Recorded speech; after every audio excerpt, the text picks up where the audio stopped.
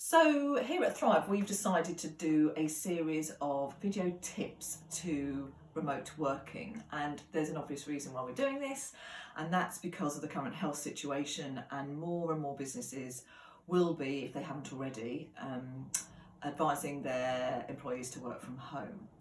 And Dan and I at Thrive have been, from the inception of the company, remote workers, so we think we're in a good place to give you some tips, I suppose, as to what has worked well for us.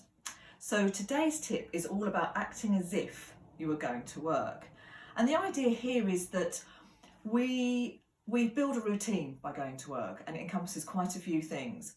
And that routine really helps us get in the right mindset to be productive for the day ahead at work. So if we can replicate that routine as much as possible when we're working remotely, that's going to help us with our productivity levels and keeping our mindset in a resourceful place.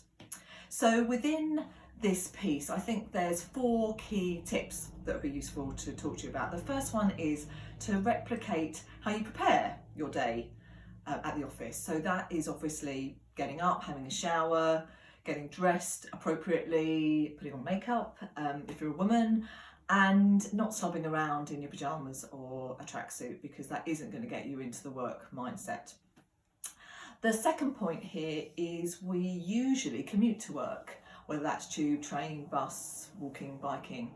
Now, working at home doesn't allow us to do that, but sometimes getting a bit of fresh air first thing in the morning can really help us set the day ahead in the right way.